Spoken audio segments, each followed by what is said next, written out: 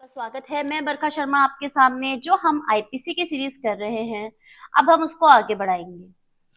ये जो हमारी आईपीसी की सीरीज चल रही है, ये ना केवल आरजेएस के लिए बल्कि एपीओ के लिए भी बहुत इंपॉर्टेंट है। इसमें जो हम कंटेंट दे रहे हैं वो आपके फास्ट रिवीजन करने के लिए बहुत इंपॉर्टेंट है। तो हमारे डीलो जंक्शन के साथ जुड़े रहिए। तो और जुड़ के अब क्या करते हैं, हम स्टार्ट करते हैं हमारे चैप्टर को। अब तक हमने देख लिए चैप्टर 9A तक। चैप्टर 9A लास्ट हमने देखा था इलेक्शन के से रिलेटेड। और अब आज हम देखेंगे चैप्टर 10। चैप्टर 10 हम देखेंगे लोक सेवकों के विधिपूर्ण प्राधिकार के अवमान के विषय में। ये अपमान नहीं है, यहाँ पे ये है अवमान। अवमान के विषय में ये, ठीक है ना। कहाँ से कहाँ तक सेक्शन कवर कर रहा है? 172 से लेके 190 तक ये वाला पोर्शन कवर कर रहा है हमारा चैप्टर 10। चैप्टर 10 हो गया of contempt of the lawful authority of public servants, ठीक है। अब जो हम सबसे पहले इसका सेक्शन देखेंगे, सेक्शन आता है इसका सबसे पहले 172, क्योंकि ये कहाँ से स्टार्ट हो रहा है? 172 से 190 तक। तो सबसे पहला हमारा सेक्शन आ गया 172। और 172 हमको बोल रहा है सम्मनों की तामील या अन्य कार्रवाई से बचने के लिए फरार हो जाना। इसका मतलब हो गया absconding to avoid service of summons और अदर प्रोसीडिंग्स। क्या होगा इसके अंदर? इसके अंदर ये होता है कि जो कोई लोक सेवक हमने कहाँ पढ़ा था? लोक सेवक हमने पढ़ा था, लोक सेवक को हमने देखा था चैप्टर 2 जनरल एक्सप्लेनेशंस, और उसका था हमारा सेक्शन 22। सेक्शन 22 हमको बोल रहा था कि भाई लोक सेवक कौन कौन होते हैं, ठीक है। इसमें लगभग 12 पॉइंट दे रखे थे जो हमको लोक सेवक के बारे में बता रहे थे, ठीक है। तो जो कोई लोक सेवक द्वारा निकाले गए समन हम देखते हैं सीआरपीसी के अंदर समन और वारंट निकाला जाता है, वो भी वहां पर जो हमारी आती है धारा 2, जिसमें हमको धारा 2 में परिभाषाएं दे रखी है सीआरपीसी के अंदर, वहां पे हम समन और वारंट वगैरह की डेफिनेशंस देखते हैं। फिर क्या करता है, जो कोई लोक सेवक होगा उसके द्वारा निकाले गए सम्मन की तामील या अन्य सूचना की कार्यवाही से बचने के लिए अगर फरार हो जाता है तो उसे कैसे दंड से दंडित किया जाएगा? उसे दंडित किया जाएगा सादा कारावास से, जो 1 मास तक का होगा, यानी 1 महीने तक का होगा, और 500 रुपए तक का जुर्माना या दोनों होंगे, ठीक है। फिर क्या होता है, यदि ऐसी सूचना, सम्मन या आदेश क्या होता है किसी न्यायालय में स्वयं यानी कि जो व्यक्ति गया है, फरार हो गया, उसकी स्वयं की उपस्थिति हो, ठीक है। तो क्या होता है, न्यायालय में स्वयं उपस्थित होने के लिए या अभिकर्ता के द्वारा हाजिर होने के लिए, है ना, या फिर कोई दस्तावेज या इलेक्ट्रॉनिक अभिलेख पेश करने के लिए हो, तो क्या होगा, 6 मास तक का सादा कारावास या 1000 रुपए तक के जुर्माने या दोनों से दंडित किया जाएगा, ठीक है। फरार हो जाने का क्या मतलब होता है? फरार हो जाने का मतलब होता है कि अपने आप को या तो वो छिपा लेता है व्यक्ति, ठीक है, या फिर क्या करता है, नोटिस स्वीकार नहीं करता या आदेशिक तामीलकर्ता को गाली देना फरार हो जाना नहीं है। इसमें ये बोला है इसकी बात। ये पॉइंट हमने यहाँ पे रीड किया तो इससे हमको ये पता चला कि फरार होने का मतलब ये होता है कि जो व्यक्ति होता है वो स्वयं को या तो छिपा लेता है, ठीक है, या वे क्या करता है, वह अशुद्ध या असत्य रूप से अपने भिन्न एक व्यक्तित्व बन जाता है। मतलब कि उसको एक तरीके से खुद को छिपा लेता है या अपना कोई अलग अस्तित्व बता देता है, फरार हो गया। जैसे होता है ना कि कई बार, जैसे आपने मूवीज वगैरह में देखा होगा कि व्यक्ति कोई और बन के और पूरे उसमें घूमता रहता है, मतलब अस्तित्व में रहता है। फरार हो गए, फरार तो घोषित हो गया, पर किसी और रूप में वो घूमता रहता है देश भर में, या कहीं पे कहीं और जाके रह जाता है, बस जाता है। तो ये व्यक्ति क्या होता है, फरार हो जाता है। ये वाली बात बोली। तो इसने ये बोला है कि अगर वो नोटिस स्वीकार नहीं करता या आदेशिका की तामील करता जो होता है उसको गाली देता है, तो वो मतलब इसका मतलब ये नहीं होता कि वो फरार हो गया, ठीक है। ये वाली बात इसने हमको बोली है। और क्या होता है कि यदि कोई समन, सूचना या आदेश जारी होने के पहले, मतलब उस व्यक्ति को पता चल जाता है कि मेरे खिलाफ ऐसा आदेश जारी हो सकता है, तो वो क्या करता है, स्वयं को छिपा लेता है। तो वो भी क्या होता है, वो भी व्यक्ति फरार माना जाता है, ठीक है। यहाँ पे हमने देख लिया फरार के बारे में। और वो किस लिए फरार हो जाता है? समनों की तामील या अन्य कार्रवाई से बचने के लिए वो व्यक्ति फरार हो जाता है, ठीक है। तो यहाँ पे आप एक कीवर्ड देख सकते हैं, 72 में हो गया फरार। 72 में व्यक्ति क्या हो गया, फरार। अब बात करते हैं सेक्शन 173 की। 173 क्या बोल रहा है कि सम्मन की तामील का या अन्य कार्यवाही का या उसके प्रकाशन का निवारण करना। ठीक है, ये यहाँ पे निवारक नहीं होगा, यहाँ पे होगा निवारण। निवारण, ठीक है। तो आप यहाँ का कीवर्ड निकाल सकते हो प्रकाशन, ठीक है। वहां हमने फरार कीवर्ड निकाला था, यहाँ पे हम प्रकाशन निकालेंगे, ठीक है। तो क्या करेगा कि जो कोई समन, सूचना, आदेश की तामील या प्रकाशन को साआशय निवारित करेगा, मतलब इंटेंशन के साथ ऐसा करेगा, तो वो क्या होगा, दंडित होगा। कितने दंड से दंडित होगा, 1 मास तक के कारावास और 500 रुपए तक के जुर्माने से दंडनीय होगा, ठीक है। और फिर क्या होता है, किसी न्यायालय में स्वयं या अभिकर्ता द्वारा हाजिर होने के लिए, या कोई क्या करता है, इलेक्ट्रॉनिक अभिलेख या कोई दस्तावेज पेश करने के लिए प्रकाशन का अगर निवारण करता है, तो वह व्यक्ति 6 मास तक का सादा कारावास और 1000 रुपए तक के जुर्माने या फिर दोनों से दंडित किया जाएगा।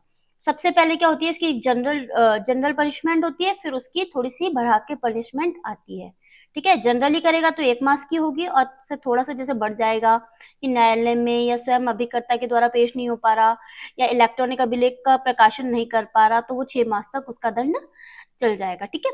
फिर सेक्शन 174 बोल रहा है हमको कि लोक सेवक का आदेश ना मानकर गैर हाजिर रहना। तो आप यहाँ पे गैर हाजिर करके इसका कीवर्ड निकाल सकते हैं। क्या होगा यहाँ का कीवर्ड, गैर हाजिर रहना।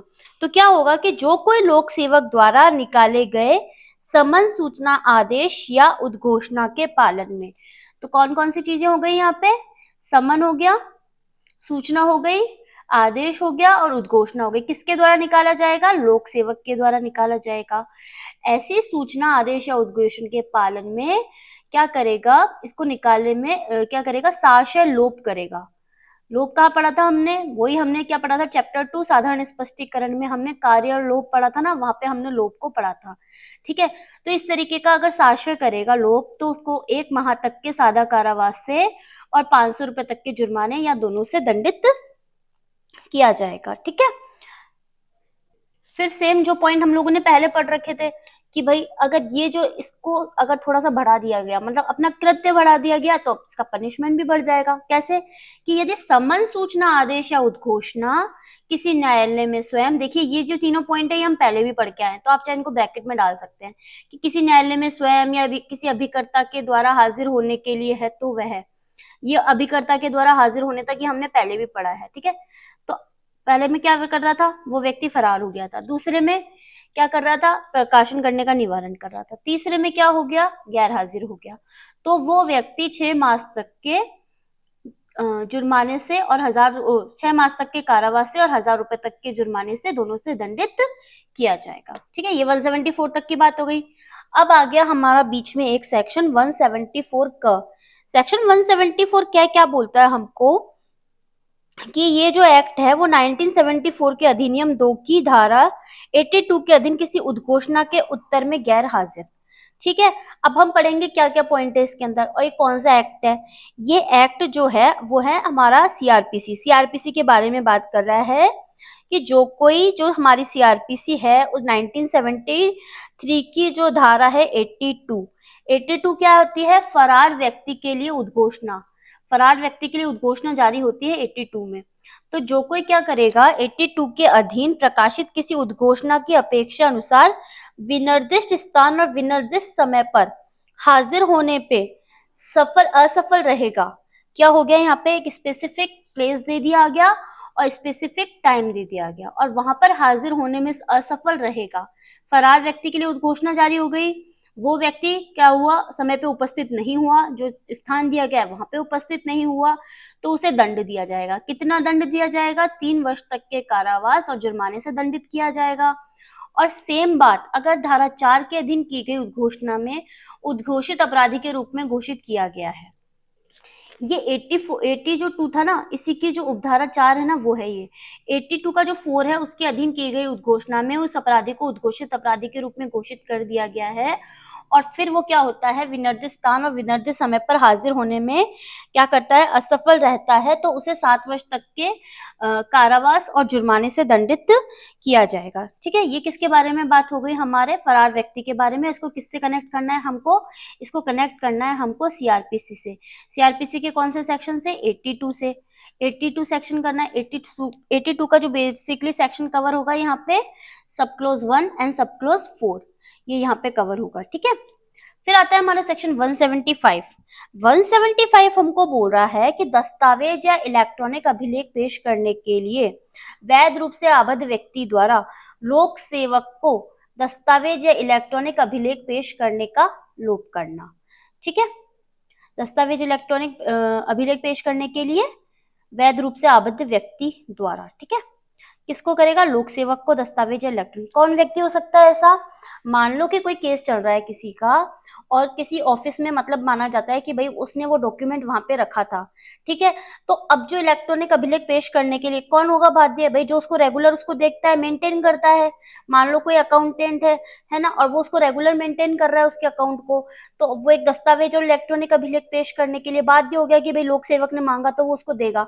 पर वो क्या करता है, लोक सेवक को ऐसा दस्तावेज यानी कि डॉक्यूमेंट या इलेक्ट्रॉनिक अभिलेख यानी कि ई रिकॉर्ड पेश करने का क्या करता है, लोप करता है। तो अगर वो इंटेंशन के साथ करेगा, ऐसा करेगा, तो 1 मास तक के सादा कारावास और 500 रुपए जुर्माने दोनों से दंडित होगा। और अगर ऐसा क्या होगा, न्यायालय में ऐसे दस्तावेज या इलेक्ट्रॉनिक पेश करने के लिए हो। ठीक है, यहाँ पे तो जनरल बात बोल दी, यहाँ पे ये इसकी जनरल बात हो गई और यहाँ पे इसकी स्पेसिफिक बात हो गई। हर क्लोज हमको 2 बातें बोल रहा है, एक जनरल बात बोल रहा है, एक स्पेसिफिक बात बोल रहा है। तो क्या होगा कि अगर वो न्यायालय में ऐसे दस्तावेज इलेक्ट्रॉनिक अभिलेख पेश करने के लिए क्या करता है, लोप करता है, तो 6 मास तक का सादा कारावास और 1000 रुपए तक के जुर्माने से दंडित किया जाएगा। अब आता है हमारा सेक्शन 176। आप जो इसका कीवर्ड निकाल सकते हैं ना 174 के का, ये भी आप यहाँ पे भी आप गैर हाजिर निकाल सकते हैं। वैसे आप 82 गैर हाजिर करके इसका कीवर्ड निकाल लीजिए। ठीक है, और फिर यहाँ पे क्या आएगा, यहाँ पे आप इसका निकाल लीजिए डॉक्यूमेंट एंड ई रिकॉर्ड। ठीक है, डॉक्यूमेंट ई रिकॉर्ड करके आप इसका 175 का कीवर्ड निकाल सकते हैं। अब आ गया हमारा सेक्शन 176। 176 कह रहा है हमको सूचना या इत्तला देने के लिए वैध रूप से आबद्ध व्यक्ति के द्वारा, सूचना या इत्तला देने के लिए वैध रूप से आबद्ध व्यक्ति के द्वारा लोक सेवक को सूचना या इत्तला देने का लोप करना। तो क्या होगा इस पॉइंट में, इस पॉइंट में आएगा हमारे कीवर्ड होगा इसका सूचना या इत्तला देने का लोप। ठीक है, कौन व्यक्ति है भाई, ये आबद्ध है सूचना देने के लिए और अपनी सूचना लोक सेवक को देने का लोप करता है, तो वो यहाँ पे दंडित होगा। कैसे दंडित होगा, अगर सूचना या इत्तला देने का साक्ष्य लोप करेगा तो सादा कारावास से जो 1 मास तक का हो सकेगा और 500 रुपए दोनों जुर्माना होगा। ठीक है, ये हमारी जनरल पनिशमेंट हो गई। फिर हम थोड़े स्पेसिफिक की तरफ चलते हैं। तो सूचना या इत्तला किसी अपराध किए जाने के विषय में हो, किसी अपराध का निवारण करने के प्रयोजन से हो, या किसी अपराध को पकड़ने के लिए अपेक्षित हो। आप देखते ना, संशय कर लेते हैं कई व्यक्ति कि भाई किसी व्यक्ति को मतलब थोड़ी देर के लिए पनाह दे दी, तो वो व्यक्ति भी इसमें आ जाएंगे कि अपराधी को पकड़ने के लिए कहा गया था और आपने उसको संशय दे दिया और कोई लोक सेवक वहां से निकला कि भाई इस व्यक्ति को आपने देखा है क्या, और तो आपने इस चीज का लोप कर दिया।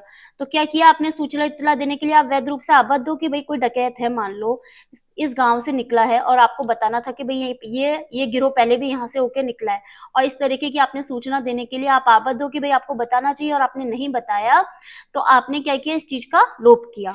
तो किस दंड से दंडित किया जाएगा, वो 6 मास तक का 6 मास तक का सादा कारावास होगा और 1000 रुपए तक का जुर्माना दोनों से दंडित किया जाएगा। अगर ये क्या होता है, सूचना या इत्तला दंड प्रक्रिया संहिता 1973 की 356 के अधीन दिए गए आदेश से अपेक्षित हो। 356 क्या होता है, पूर्वतन दोष सिद्ध अपराधी को अपने पते की सूचना देने का आदेश।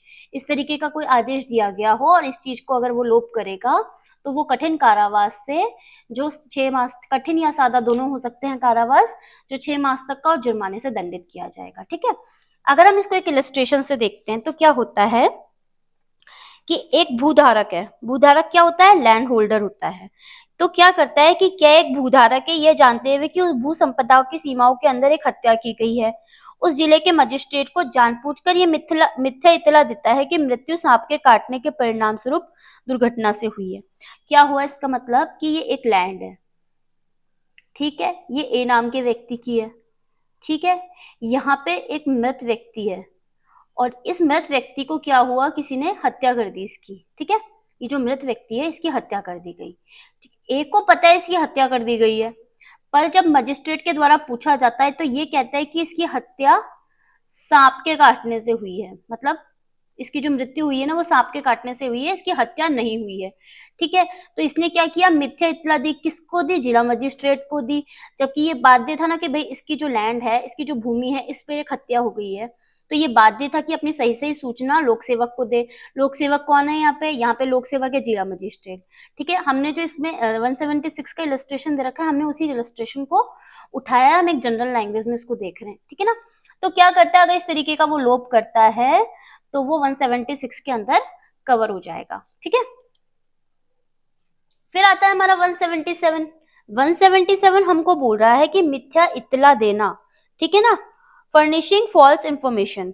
क्या होगा इसका मतलब, इसका मतलब ये होगा कि जो कोई लोक सेवक को, लोक सेवक कौन है, अभी हम बात की थी हमने कि सेक्शन 21, हमको क्या करना है, जब भी इस तरीके के सेक्शन आएंगे तो हमको हमेशा याद रखना है, क्योंकि ये जो सेक्शन है ना ये हमको कई एक्ट्स में मिलता है कि लोक सेवक का वही अर्थ होगा जो भारतीय दंड संहिता में दे रखा है। भारतीय दंड संहिता की धारा 21 में दे रखा है, तो हमको 21 को और 21 के जो पॉइंट्स हैं वो हमको सब याद होने चाहिए। ठीक है, तब आगे बढ़ते हैं। तो जो कोई लोक सेवक को जानबूझकर इत्तला देता है वह 6 मास तक के सादा कारावास या जुर्माना जो 1000 रुपए तक का हो सकेगा से दंडित किया जाएगा। और यदि वह इत्तला किसी अपराध करने के विषय में हो, किसी अपराध के निवारण करने के प्रयोजन से हो और अपराधी को पकड़ने के विषय में हो, तो कठिन या सादा कारावास जो 2 वर्ष तक का हो सकेगा, जुर्माने या दोनों से दंडित किया जाएगा। ठीक है, इस पॉइंट में बेसिकली क्या है कि जो कोई लोक सेवक को ऐसे लोक सेवक के नाते किसी विषय पर इत्तला देने के लिए वैध रूप से आबद्ध होते हुए उस विषय पर सच्ची इत्तला के रूप में ऐसी इत्तला देगा जिसका मिथ्या होना वह जानता है या जिसका मिथ्या होने का विश्वास करने का कारण उसके पास है। मतलब है कि वो झूठी इत्तला देता है, इस तरह की कोई इन्फॉर्मेशन उसके पास नहीं है, वो बनावटी कोई बनावट करके वैसी इन्फॉर्मेशन को देता है, बनावटी इन्फॉर्मेशन देता है, तो वो 177 के अंदर कवर होगी। जनरली किया जाता है तो 6 मास तक का और 1000 रुपए जुर्माना, और अगर थोड़ा सा ग्रीवियस हो जाता है, वो थोड़ा सा मतलब बढ़ जाता है, स्पेशल हो जाता है, तो वो होगा कठिन सादा कारावास जो 2 वर्ष तक का हो सकेगा, जुर्माने या दोनों से दंडित किया जाएगा। अब आता है हमारा सेक्शन 178। सेक्शन 178 हमको बोल रहा है शपथ या प्रतिज्ञान से इनकार करना। आप यहाँ का कीवर्ड निकाल लेंगे, मिथ्या इत्तला देना। ठीक है ना, मिथ्या इत्तला देना हो गया इसका कीवर्ड, वैसे तो पूरा पॉइंट ही हो गया ये। फिर अब आगे देखते हैं कि शपथ या प्रतिज्ञा, क्योंकि इतनी इतनी बड़ी लाइन नहीं कि इसमें और क्या कीवर्ड निकाला जाए, तो आप डायरेक्टली इसको मिथ्या इत्तला देने के नाम से याद कर सकते हैं। अब शपथ या प्रतिज्ञान आ गया तो आप यहाँ पे इसको शपथ या प्रतिज्ञान कीवर्ड दे दो। अब ऐसा शपथ या प्रतिज्ञान आगे भी आएगा। ठीक है ना, तो देखते हैं अभी, शपथ या प्रतिज्ञान से इनकार कर लो, कीवर्ड इसका शपथ प्रतिज्ञान इनकार, 3 वर्ड हो गए इसके। तो क्या होगा, शपथ या प्रतिज्ञान से इनकार करना जबकि लोक सेवक द्वारा वैसा करने के लिए सम्यक रूप से अपेक्षित किया जाए। तो जो कोई सत्य कथन करने के लिए शपथ या प्रतिज्ञान द्वारा अपने आप को आबद्ध करने से इनकार करेगा जबकि उससे अपने को इस प्रकार आबद्ध करने की अपेक्षा ऐसे लोक सेवक द्वारा की जाए जैसा करने के लिए वो वैध रूप से सक्षम हो। क्या मतलब हो गया, कई बार क्या होता है, शपथ पर लेते हैं ना, शपथ पे लेते हैं कि आप सही बोलोगे, जैसा कहोगे वैसा सही बोलोगे, जो बोलोगे सही बोलोगे, तो ऐसा करने से इनकार करता है जबकि क्या होगा, लोक सेवक द्वारा वह वैसा करने के लिए सम्यक रूप से अपेक्षित किया जाए, तो वो क्या होगा, दंड से दंडित होगा। कैसा दंड होगा, सादा कारावास होगा जो 6 मास तक का होगा और जुर्माना जो 1000 रुपए तक का हो सकेगा। अब आता है 179। 179 बोलता है प्रश्न करने के लिए प्राधिकृत लोक सेवक का उत्तर देने से इनकार करना। यहाँ का कीवर्ड हो गया हमारा प्रश्न और इनकार। ठीक है, तो क्या होगा कि जो कोई किसी लोक सेवक से किसी विषय पर सत्य कथन करने के लिए वैध रूप से आबद्ध होते हुए ऐसे लोक सेवक की वैध शक्तियों के प्रयोग में उस लोक सेवक द्वारा उस विषय के बारे में उससे पूछे गए किसी प्रश्न का उत्तर देने से इनकार करेगा। ठीक है, लोक सेवक ने कोई प्रश्न पूछा, उसने उस प्रश्न का उत्तर देने से इनकार कर दिया, तो वह ऐसा प्रश्न का उत्तर देने के लिए आबद्ध है। ठीक है ना, तो क्या करेगा, अगर वो ऐसा नहीं करता है तो सादा कारावास जो 6 मास तक का हो सकेगा और 1000 रुपए तक का जुर्माना दोनों से दंडित किया जाएगा। अब आता है सेक्शन 180। सेक्शन 180 कहता है कथन पर हस्ताक्षर करने से इनकार करना। आप यहाँ पर कर सकते हैं हस्ताक्षर इनकार, ठीक है। तो क्या होगा, जो कोई अपने द्वारा किए गए किसी कथन पर हस्ताक्षर करने को ऐसे लोक सेवक द्वारा अपेक्षा किए जाने पर जो उससे अपेक्षा करने के लिए वैध रूप से सक्षम हो कि वह उस कथन पर हस्ताक्षर करे, उस कथन पर हस्ताक्षर करने का इनकार करेगा। ये एक डॉक्यूमेंट है, कोई कथन किया इसने, ठीक है, एक डॉक्यूमेंट है, ठीक है।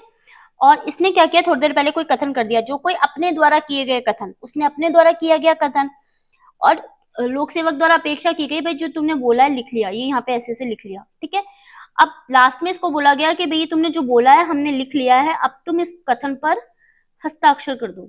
अब ये क्या करता है, और लोक सेवक ने अपेक्षा की कि भाई इसने बोला है मैंने लिखा है, तो अब ये हस्ताक्षर तो करेगा ही, पर ये इस तरीके का हस्ताक्षर करने से इनकार कर देता है।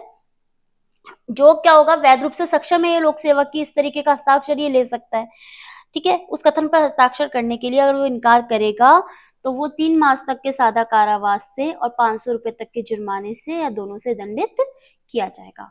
सेक्शन 181 आता है। सेक्शन 181 बोलता है शपथ दिलाने। एक बार हमने थोड़ी देर पहले शपथ कहीं और पे भी देखी थी। कहाँ देखी थी हमने शपथ?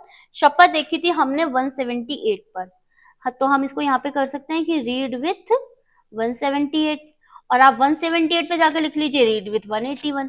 तो क्या होगा कि शपथ दिलाने या प्रतिज्ञान करने के लिए प्राधिकृत लोक सेवक के या व्यक्ति के समक्ष शपथ पर मिथ्या कथन करना। वहां पे तो क्या कर रहा था कि शपथ ही नहीं कर रहा था, शपथ या प्रतिज्ञान से इनकार कर रहा था। यहाँ पे क्या कर रहा है, मिथ्या कथन कर रहा है। तो क्या होगा कि जो कोई किसी लोक सेवक या किसी अन्य व्यक्ति से जो ऐसे शपथ दिलाने या प्रतिज्ञान करने के लिए विधि के द्वारा प्राधिकृत है, विधि के द्वारा कोई प्राधिकृत व्यक्ति है जो शपथ ले सकता है, उस व्यक्ति के समक्ष क्या करता है, किसी विषय पर सत्य कथन करने के लिए शपथ या प्रतिज्ञान द्वारा वैध रूप से आबद्ध होते हुए क्या करेगा कि शपथ जो करेगा ना, मतलब शपथ पे क्या करेगा, सही कथन नहीं करेगा, मिथ्या कथन करेगा। ऐसे कथन बोलेगा जो सही नहीं है, मिथ्या कथन है। तो क्या करेगा, उस व्यक्ति को दंडित किया जाएगा। कितने दंड से दंडित किया जाएगा? कठिन या सादा कारावास, जो कि 3 वर्ष तक का हो सकेगा, जुर्माने या दोनों से दंडित किया जाएगा। अब आता है हमारा सेक्शन 182। 182 क्या बोलता है, यहाँ का कीवर्ड निकाल लिया हम लोगों ने 181 का। तो यहाँ पे आप शपथ करके और मिथ्या कथन कर लीजिए, यहाँ का ये कीवर्ड हो गया शपथ मिथ्या कथन, ठीक है। अब आता है 182। 182 हमको बोलता है इस आशय से मिथ्या इत्तला देना कि लोक सेवक अपनी विधिपूर्ण शक्ति का प्रयोग दूसरे व्यक्ति को क्षतिकारित करने के लिए करे। क्या करेगा कि जो कोई किसी लोक सेवक को कोई ऐसी इत्तला देगा जिसके मिथ्या होने का उसे ज्ञान है या विश्वास है। मतलब मुझे ये एक ए नाम का व्यक्ति है, ये ए नाम का व्यक्ति है, ठीक है। ये बी नाम का ये जो लोक सेवक है, इसको एक ऐसी बात बोलता है कि जिससे ये सी को क्षतिकारित करे, ठीक है। मतलब इसको पूरी मिथ्या करके कोई बात बताता है। तो क्या होता है, जो किसी लोक सेवक या जो कोई किसी लोक सेवक को कोई ऐसी इत्तला जिसके मिथ्या होने का उसे ज्ञान या विश्वास है, इस आशय से देगा कि वह उस लोक सेवक को प्रेरित करे या संभाव्य जानते हुए देता है कि वह लोक सेवक को प्रेरित करेगा। क्या करेगा कि कोई ऐसी बात करे या करने का लोभ करे जिससे वह लोक सेवक यदि उसे संबंध में जिसके बारे में ऐसी इत्तला दी गई है तथ्यों की सही स्थिति का पता होता तो ना करता या ऐसे करने का लोभ करता, ठीक है। इतनी सारे हम देखा हमने मैटर। उसके बाद क्या क्या निकला निष्कर्ष? निष्कर्ष ये निकला कि ए नाम का व्यक्ति है, बी नाम के लोक सेवक को ऐसी कोई इत्तला देता है जो कि मिथ्या है। मिथ्या यानी कि सही नहीं है, कोई बनावटी बात है।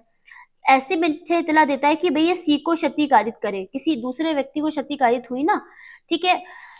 तो क्या करता है, उस व्यक्ति को दंडित किया जाएगा, यानी कि ए को दंडित किया जाएगा। किस दंड से दंडित किया जाएगा? 6 मास तक का कारावास और 1000 रुपए तक के जुर्माने से दंडित किया जाएगा, ठीक है। अब आगे बढ़ते हैं सेक्शन 183 की तरफ।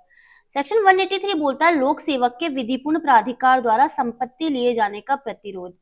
क्या होगा, अब यहां पे कर सकते हैं आप क्षति, मिथ्या इत्तला क्षति, ठीक है। फिर आता है 183। 183 कहता है तो यहाँ पे आप लोक सेवक की संपत्ति लिए जाने का प्रतिरोध। तो संपत्ति का प्रतिरोध कर सकते हैं। ठीक है, मैं आपको कीवर्ड निकाल के दे रही हूँ जिससे कि आपको याद करने में आसानी रहे। बहुत सारे सेक्शन से ये 190 तक कवर करना है, 172 से 190 तक जाते जाते पीछे के सेक्शन भूलते जाते हैं हम, इसलिए मैं आपको यहाँ पे इसके कीवर्ड निकाल रही हूँ कि जिससे आप एक इनका सीक्वेंस बना लेंगे कि भाई हमको इतने इतने करके ऐसे याद करने हैं। ठीक है, फिर आता है हमारा 183। तो 183 बोलता है कि जो कोई किसी सेवक लोक सेवक के विधिपूर्ण प्राधिकार द्वारा किसी संपत्ति के लिए जाने का प्रतिरोध यह जानते हुए या यह विश्वास करने का कारण रखते हुए करेगा कि वह लोक सेवक है, तो वह दोनों में से किसी भांति के कारावास से जिसकी अवधि 6 मास तक की हो सकेगी और 1000 रुपए तक की हो सकेगी दंडित किया जाएगा। मान लो कि ये कोई प्रॉपर्टी रखी है, एक बक्सा रखा है, इस बक्से को ले जाने के लिए बी जो कि लोक सेवक है आबद्ध है। ए क्या करता है, विरोध करता है कि नहीं ये मेरा बक्सा है, आप नहीं लेके जाओगे इसको, आप इसको यहाँ से नहीं लेके जा सकते, जबकि इसको पता चला कि इसमें जो धन रखा हुआ है वो अवैध है। ठीक है, तो ये क्या करता है कि अगर इस तरीके का कोई विरोध करेगा ए, तो ए को दंडित किया जाएगा 6 मास तक के कारावास से और 1000 रुपए तक के जुर्माने से। ठीक है, फिर सेक्शन 184 आता है। सेक्शन 184 हमको बोलता है कि लोक सेवक के प्राधिकार द्वारा विक्रय के लिए प्रतिस्थापित की गई संपत्ति के विक्रय में बाधा उपस्थित करना। ठीक है, तो यहाँ पे क्या था, यहाँ पे आएगा हमारे विक्रय। ठीक है, तो क्या होगा,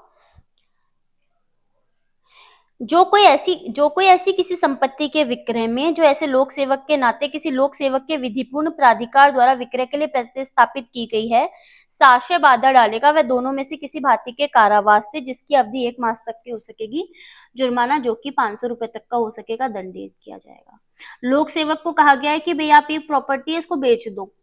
ठीक है, बेचने के लिए कह दिया, पर क्या करता है ये, वही बी को हम लोक सेवक मांग के रखते हैं, बी ये लोक सेवक है, इसको इस प्रॉपर्टी को बेचने के लिए प्राधिकार दिया गया कि आप इस प्रॉपर्टी को बेच सकते हो, पर क्या करता है ए इस संपत्ति को विक्रय करने में बाधा उपस्थित करता है। तो अगर ये व्यक्ति इसकी संपत्ति को बेचने में बाधा उपस्थित करेगा तो इसको दंडित किया जाएगा 1 मास तक के कारावास से और 500 रुपए तक के जुर्माने से। ठीक है, अब ये सेक्शन 185 आता है, वो हमको बोलता है कि लोक सेवक के प्राधिकार के द्वारा विक्रय की प्रतिस्थापित की गई संपत्ति का अवैध क्रय या उसके लिए अवैध बोली लगाना। ठीक है, वो इस तरीके का करता है कि उसको अवैध रूप से खरीदता है या अवैध रूप से बोली लगाता है। तो आप यहाँ पे कीवर्ड निकाल सकते हैं। यहाँ तो हमने किया था विक्रय बाधा, यहाँ पे हम करेंगे अवैध क्रय और अवैध बोली। ये हो गया 85 का कीवर्ड। ठीक है, तो अगर इस तरीके का कोई कार्य किया जाएगा तो दंडित किया जाएगा वो व्यक्ति 1 मास तक के कारावास और 200 रुपए के जुर्माने से। तो क्या होगा, जो कोई संपत्ति के किसी ऐसे विक्रय में जो लोक सेवक के नाते लोक सेवक के प्राधिकार के द्वारा हो रहा है, उस तरीके के में कोई संपत्ति का कोई क्रय करेगा तो वह अवैध करेगा या अवैध तरीके से बोली लगाएगा तो उसे 185 के अंतर्गत दंडित किया जाएगा। अब आता है 186। 186 कहता है लोक सेवक के लोक कृत्यों के निर्वहन में बाधा डालना। जो कोई किसी लोक सेवक के लोक कृत्यों के निर्वहन में स्वेच्छा बाधा डालेगा, अपनी मर्जी से करेगा मतलब इस तरीके का काम, तो वो दोनों में से किसी भांति का कारावास जो कि 1 मास तक का हो सकेगा, सॉरी यहाँ पे आएगा 3 मास तक का, यहाँ पे होगा 3 मास तक का कारावास और जुर्माना जो कि 500 रुपए तक का होगा, दोनों से दंडित किया जाएगा। ठीक है, फिर आता है हमारा, इसका हम कर देते हैं कीवर्ड लोक कृत्यों के निर्वहन में बाधा। ठीक है, 87 क्या बोल रहा है, लोक सेवक की सहायता करने का लोभ जबकि सहायता देने के लिए वैध रूप से आबद्ध है। जो कोई क्या करेगा कि जो कोई किसी लोक सेवक को उसके लोक कृत्यों के निष्पादन में सहायता देने या पहुंचाने के लिए विधि द्वारा आबद्ध होते हुए ऐसी सहायता देने का साक्ष्य लोप करेगा, साक्ष्य मतलब अपने इंटेंशन के साथ ऐसा करेगा, तो वह एक सादा कारावास से जिसकी अवधि कितनी होगी, 1 मास तक की, जुर्माना जो कि 200 रुपए तक का होगा से दंडित किया जाएगा। ठीक है, इसी तरीके का एक सेक्शन आता है हमारे पास 37। सेक्शन 37 आता है मजिस्ट्रेट और उसको पुलिस को सहायता, 37 में पढ़ते हैं। सीआरपीसी का जो है ना, सीआरपीसी का जो आता है हमारा सेक्शन 37, वो हमको बोलता है मजिस्ट्रेट या पुलिस को सहायता। ठीक है, वो भी इसी से रिलेटेड हो सकता है, आप 187 को कनेक्ट कर सकते हैं सीआरपीसी के सेक्शन 37 के संग। यहाँ पे भी 87, वहां पे 37, तो आप इस तरीके से करके याद कर सकते हैं। तो क्या करेगा, अगर ऐसी सहायता न्यायालय के द्वारा निकाली गई किसी आदेशिका के निष्पादन में हो या किसी अपराध के किए जाने के निवारण के लिए हो या किसी बलवे या दंगे को दबाने के लिए हो। अभी हमने थोड़े दिन पहले बलवा और दंगा पढ़ा था, बलवा और दंगा हमने पढ़ा था अभी थोड़े से दिन पहले, हमारी जो सीरीज चल रही है उसी में हम कंटिन्यू पढ़ते हुए आ रहे हैं, तो हम उसमें बलवा और दंगे को पढ़ के आए हैं। कहाँ पे पढ़ा था हम लोगों ने? हमने पढ़ा था चैप्टर 8 में। चैप्टर 8 में जब हमारा आया था सेक्शन 146 में हमने पढ़ा था बलवे को, ठीक है। और जो 159 सेक्शन था उसमें हमने पढ़ा था दंगे को, ठीक है। 159 दंगे को बता रहा था और 1 जो 60 था वो हमको दंगे के लिए दंड बता रहा था। तो इस तरीके से हम इसको 8 चैप्टर को पढ़ के आए हैं। तो देखिए आप, हम वहां पढ़ के आए और हमको यहाँ पे सहायता मिल रही है इसकी। तो अगर अब तक आप लोगों ने इसकी सीरीज को नहीं देखा है तो प्लीज आप पहले इसके जो पुराने लेक्चर्स हैं आप उनको जाके देख सकते हैं, ठीक है।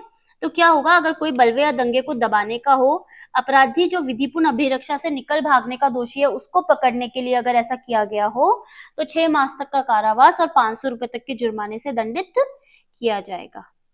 सबसे पहले इसका जनरल पनिशमेंट आ जाता है, जैसा कि हम हर सेक्शन में देख रहे हैं। उसके बाद इसका स्पेसिफिक, ये इसकी स्पेसिफिक पनिशमेंट आ जाती है। अब आता है 188। 188 क्या बोल रहा है? लोक सेवक द्वारा सम्यक रूप से प्रख्यापित आदेश की अवज्ञा करना। तो क्या होगा कि जो कोई यह जानते हुए कि वह ऐसे लोक सेवक द्वारा प्रख्यापित किसी आदेश, प्रख्यापित क्या होता है, मतलब लोक सेवक ने बता दिया ये कि है ना भाई कि ये वाला प्रख्यापित हो गया, मतलब विशेष रूप से मतलब बता दिया कि ये वाला आदेश है। तो वो क्या होगा, जो ऐसे आदेश को प्रख्यापित करने के लिए विधि रूप से सशक्त है, मतलब ऐसा आदेश देने के लिए वो सशक्त है। कोई कार्य करने से विरत रहने के लिए या अपने कब्जे की या अपने प्रबंधाधीन किसी संपत्ति के बारे में कोई विशेष व्यवस्था करने के लिए निर्दिष्ट किया गया हो, तो वो ऐसे निर्देश की अगर अवज्ञा करेगा, है ना, अगर ऐसे निर्देश की वो अवज्ञा करेगा और ऐसी अवज्ञा जो होगी विधि पूर्वक नियोजित किन्हीं व्यक्तियों को बाधा, शोभ या क्षति कारित करती हो तो 1 माह तक का सादा कारावास और 200 रुपए तक का जुर्माना होगा। और ऐसी अवज्ञा के परिणाम स्वरूप क्या होता है, मानव जीवन, स्वास्थ्य या क्षेम को संकट कारित होता है तो 6 मास तक का सादा या कठिन कारावास और 1000 रुपए तक का जुर्माना दोनों से दंडित किया जाएगा। फिर आता है हमारा 189। तो आप यहाँ पे लोक सेवक या फिर आप इसको आदेश की अवज्ञा से कर सकते हैं। अभी लोक सेवक तो हम कंटिन्यू पढ़ ही रहे हैं ना, तो आप आदेश की अवज्ञा निकाल लीजिए कि 188 में आदेश की अवज्ञा हो गई, ठीक है। इस तरीके से इसका कीवर्ड हो गया। अब आता है 189। अब क्या आता है 189 में आ गई क्षति की धमकी। क्षति की धमकी किसको कर रहा है? लोक सेवक को। कौन कर रहा है? कोई भी व्यक्ति कर सकता है, ठीक है ना। कोई यहाँ पे स्पेसिफिक व्यक्ति का नाम नहीं ले रखा कि वे कौन सा व्यक्ति करेगा, पर करेगा किसी विशेष व्यक्ति को। वो विशेष व्यक्ति कौन हो गया? लोक सेवक हो गया। तो जो कोई किसी लोक सेवक को या ऐसे किसी व्यक्ति को जिससे उस लोक सेवक के हितबद्ध होने का विश्वास है, एक तो लोक सेवक हो गया और लोक सेवक से हितबद्ध व्यक्ति हो गया। कई बार कहते हैं ना, लोक सेवक किसी और को अपना काम ट्रांसफर कर देते हैं कि भाई तुम ये काम कर दो, तो वो उससे संबंधित हो गया। तो इस प्रयोजन से क्षति की कोई धमकी देगा कि उस लोक सेवक को उत्प्रेरित किया जाए कि वह ऐसे लोक सेवक के कृत्यों के प्रयोग में संसक्त कोई कार्य करे या करने से प्रवृत्त रहे या करने में विलंब करे। तो क्या हो गया, लोक सेवक को इस तरीके की स्थिति में दे दिया कि वो अपने कार्यों को समय पे पूरा नहीं कर पा रहा या काम कर ही नहीं पा रहा, ठीक है। तो अगर इस तरीके का कोई काम करेगा जिससे लोक सेवक को क्या होती है, क्षति का होती है, तो वो दंडित किया जाएगा। कितने दंड से दंडित किया जाएगा? 2 वर्ष तक का सादा या कठिन कारावास, जुर्माना या दोनों, ठीक है। ये इनको अगर हम, वैसे मैंने थोड़ा सा डिस्क्राइब कर दिया, पर अगर आप इनके एक एक कीवर्ड के पॉइंट निकाल के इनकी सजा को याद करेंगे तो भी हमारा काम चल जाएगा। तो 189 में हो गई क्षति की धमकी। और जो इसका लास्ट सेक्शन है 190 हमको क्या बोल रहा है, लोक सेवक से संरक्षा के लिए आवेदन करने से विरत रहने के लिए किसी व्यक्ति को उत्प्रेरित करने के लिए क्षति की धमकी। तो क्या होगा यहाँ पे, जो कोई किसी व्यक्ति को इस प्रयोजन से क्षति की कोई धमकी देगा, इस प्रयोजन से मतलब इस इंटेंशन से ये धमकी देगा कि वह उस व्यक्ति को उत्प्रेरित करे कि वह किसी क्षति से संरक्षा के लिए कोई वैध आवेदन किसी लोक सेवक से करने से विरत रहे।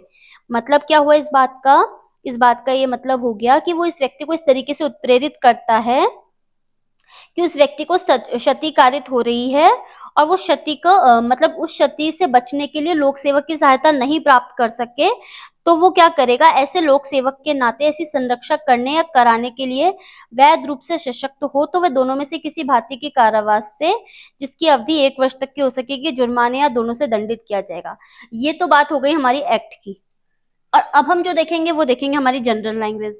जनरल लैंग्वेज क्या बोल रही है कि भाई लोक सेवक है, लोक सेवक से संरक्षक करना के लिए, मतलब लोक सेवक की संरक्षक प्राप्त करने के लिए कोई व्यक्ति आवेदन करना चाहता है, पर जो कोई अन्य व्यक्ति है वो उस व्यक्ति को ऐसा आवेदन करने से रोकता है। रोकता कैसे है कि भाई मैं तेरे को क्षतिकारित कर दूंगा, इस तरीके से उत्प्रेरित करता है कि अगर तूने इस तरीके की लोक सेवक से संरक्षक प्राप्त करने का प्रयास किया तो मैं तेरे को क्षतिकारित कर दूंगा। अगर इस तरीके का कोई कार्य किया जाता है तो वो व्यक्ति दंडित होगा। किससे दंडित होगा? 1 वर्ष तक के सादा कारावास, कठिन कारावास या जुर्माने या दोनों से दंडित किया जाएगा। ठीक है, तो आज हमने बात की किसके संबंध में? लोक सेवकों के बारे में। लोक सेवक कौन होते हैं? जो हमने पढ़े हैं चैप्टर 2 के अंदर, chapter 2 general explanation. General explanation में हमने पढ़ा था सेक्शन 21, जो हमको बोल रहा था लोक सेवकों के बारे में। जो हमारा चैप्टर 10 है वो भी लोक सेवकों के संबंध में है, वो हमको बोल रहा है लोक सेवकों के विधिपूर्ण प्राधिकार के अवमान के विषय में, of contempt of the lawful authority of public servants. कहां से कहां तक हमने कवर किया? 172 से 190 तक। अब तक जो हमने कर लिए हैं वो हमने आईपीसी के कंटिन्यू हमने 10 चैप्टर्स को कवर कर लिया है। जब हम जनरली पढ़ने बैठते हैं तो इन 10 चैप्टर तक पहुंच ही नहीं पाते हैं। या तो हमने क्या किया, सबसे पहले डेफिनेशन क्लॉज पढ़ लेते हैं, ठीक है, फर्स्ट चैप्टर को भी देख लिया मान लिया, या फिर हम देख लेते हैं ये दुष्प्रेरण वाला चैप्टर देख लेंगे, आपराधिक षड्यंत्र वाला चैप्टर देख लेते हैं 5A, है ना। फिर क्या करेंगे, हम राज्य और सेना को बीच में छोड़ देते हैं, लेकिन हमने ऐसा नहीं किया। हमने हमारी सीरीज में राज्य और सेना के चैप्टर्स को भी कवर करवाया है। फिर उसके बाद हमने क्या किया, हमने वो करवाया था पब्लिक ट्रैंक्विलिटी वाला जो चैप्टर 8 है वो हमने कवर करवाया। इलेक्शन वाले चैप्टर्स को मोस्टली लोग छोड़ देते हैं, हमने वहां पे इलेक्शन 9A को भी यहाँ पे हमने कवर करवाया है। चैप्टर 9 हमने किया था। आज हमने चैप्टर 10 कंप्लीट कर लिया है। तो देखा जाए तो हमने कंटिन्यू 10 चैप्टर्स कर लिए हैं। तो जिन लोगों ने अभी तक इस सीरीज को ज्वाइन नहीं किया है, आप प्लीज इसको कंटिन्यू ज्वाइन कीजिए। ये आपके मेजर एक्ट को कवर करने में हेल्प करेगी। एक तरफ हमारी माइनर की सीरीज चल रही है, एक तरफ हमारी मेजर की सीरीज चल रही है। हम जल्दी ही इसमें एविडेंस को लॉन्च करने वाले हैं। मतलब ये सब लेक्चर्स आपके लिए फ्री हैं। कई लोग अपनी उसमें लिख लेते हैं थंबनेल में फ्री वीडियोस, तो हम इसमें कोई चार्जेस थोड़ी ना ले रहे हैं। यूट्यूब तो सबके लिए फ्री है, ठीक है ना भाई, फ्री वीडियोस फॉर एपीओ ये करके कई लोग अपने थंबनेल्स निकालते हैं, लेकिन हम लोगों ने ऐसा थोड़ी ना किया है। फ्री वीडियोस जो यूट्यूब पे होते हैं वो सभी के लिए फ्री वीडियोस होते हैं। तो आप इसको लाइक शेयर और सब्सक्राइब कर सकते हैं हमारे चैनल को। हम जल्द ही एविडेंस लेके आएंगे, जैसा कि अभी मैंने थोड़ी देर पहले बोला। इसके साथ हम लेके आ रहे हैं एक्साइज एक्ट और प्रोबेशन एक्ट। तो आप एपीओ के माइनर्स उधर होते रहेंगे, आप मेजर को इधर हमारे साथ करते रहिए। सीआरपीसी एक थोड़ा सा टिपिकल होता है, तो सीआरपीसी हम लोग सबसे लास्ट में लेंगे, जिससे कि वो हमारा फ्रेश मतलब माइंड में फ्रेश याद रहे हम लोगों को। ठीक है, तो जुड़े रहिए डी लॉ जंक्शन के साथ, और इसको अपने दोस्तों के साथ शेयर कीजिए, लाइक कीजिए और सब्सक्राइब कीजिए। Thank you so much.